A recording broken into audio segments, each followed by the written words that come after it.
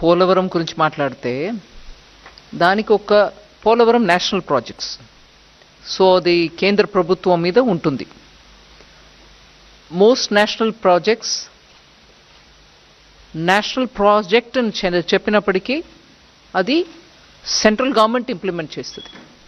కానీ ఇక్కడ Andhra Pradesh government implement చేస్తుంది నేషనల్ ప్రాజెక్ట్ని.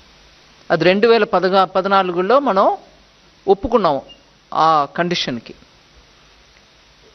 దాని ప్రకారం రీహాబిలిటేషన్ ఎంతవరకు కట్టుబాటు ఉంటుంది, ఎంతవరకు గ్రామంలో ఉన్న వాళ్ళని అక్కడి నుంచి తరలించినప్పటికీ వాళ్ళకి ఇవ్వాల్సిన అమౌంట్ ఎంత ఉంటుంది, రిలీఫ్ రీహాబిలిటేషన్ 2013 యాక్ట్ కింద, ఇవన్నీ డీటెయిల్స్ అప్పటికే ఒక లెవెల్కి ఒప్పుకున్నాక క్యాబినెట్ నుంచి అప్రూవల్ తీసుకున్నారు.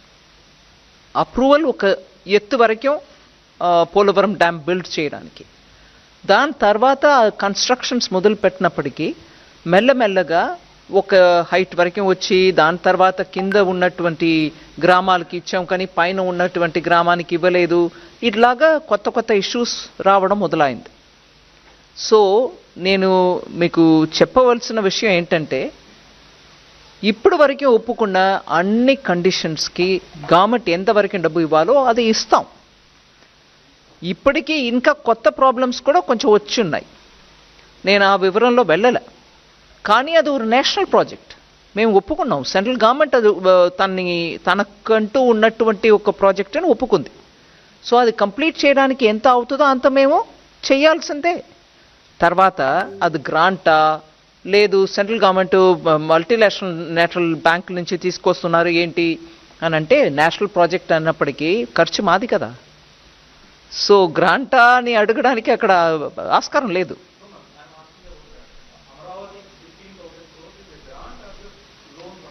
ఒక నిమిషం, నా పోలవరం గురించి నేను మొదలుపెట్టాను కదండి.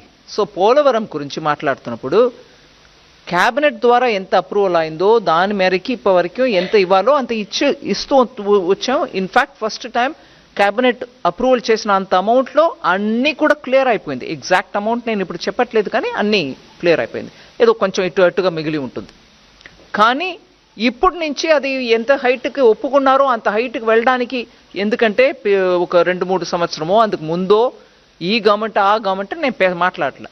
మొత్తానికి దాంట్లో ఉన్నటువంటి ఇబ్బందుల్ని దాటుకొని ఇవాళ అది కంప్లీట్ చేయడానికి ఎంత అవుతుందో అది మేము వాళ్ళతోటి కలిసి మాట్లాడి దానికి ఫుల్ సపోర్ట్ ఇస్తాం అనేదే మా స్టేట్మెంట్. కరెక్ట్.